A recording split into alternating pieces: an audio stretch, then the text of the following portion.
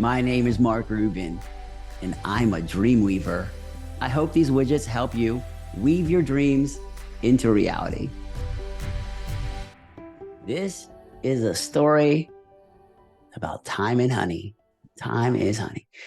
In 2020, the pandemic hit, and I got bees from my backyard because I was fascinated by bees and their energy efficient ways.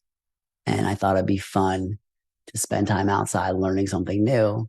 I got the bees on June 1st, 2020, put them in the hive, got all the stuff I needed, all the, boxes and equipment and different things, bee suit, protective gear, smoker, everything. And I was watching them. I had a chair and I was sitting next to the beehive and I would watch them come and go. I put my shed, I have a shed back there too. And I put the shed in a way so that the bees, when they leave their beehive, have to do like a spiral because there's a wall here and go up so they wouldn't run into me. They don't like to run into stuff. So I would sit in between the beehive and the shed with my back up against the shed, which is only 6 feet, 2 meters away, but they wouldn't run into me. It was fun to watch them come and go. I would watch a bee land on this landing board on the beehive and do a little dance, a waggle dance it's called, which has been studied.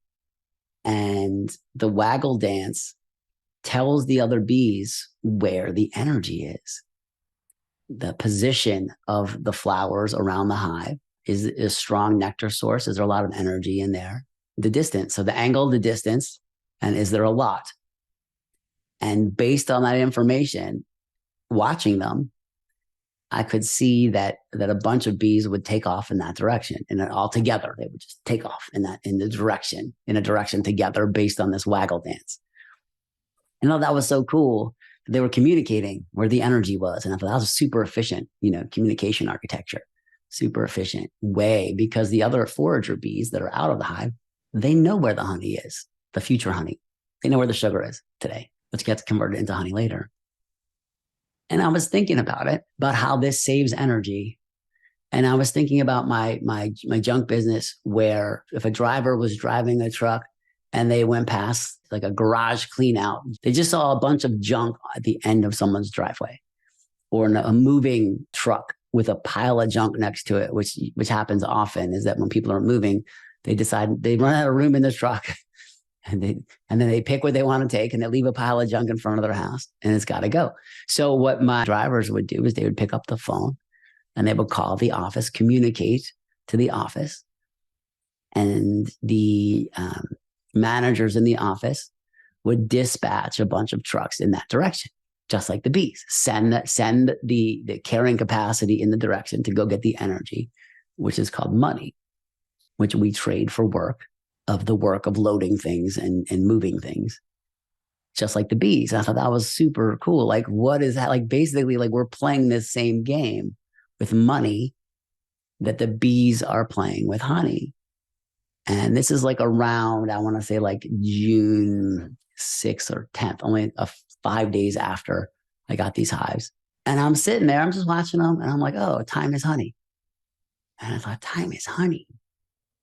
And I was like, if time is honey, then the game of optimization of bees is the same as the optimization game of business.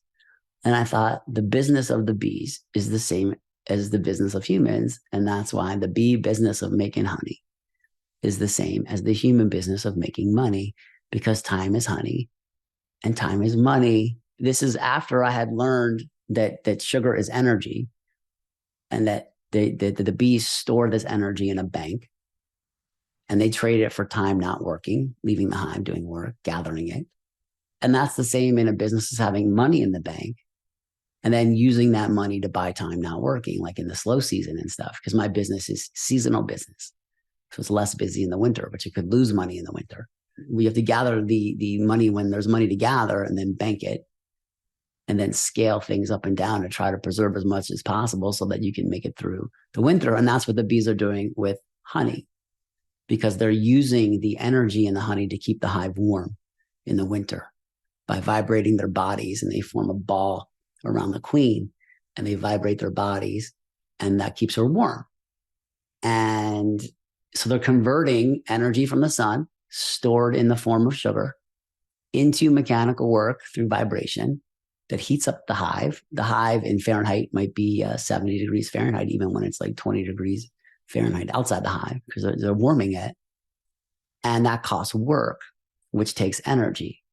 And I was just thinking of all these things, and it struck me that I could explain my ideas about energy transfer, my models of energy transfer, and a way to live in harmony with the rest of nature through the secrets of the bees. And this could be related to the good thing that I was going to do.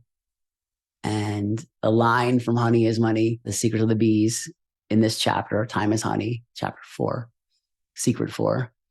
The last part of it goes, so be mindful of your minutes and be timeful of your mind. Time costs a lot of honey, and it takes time to find.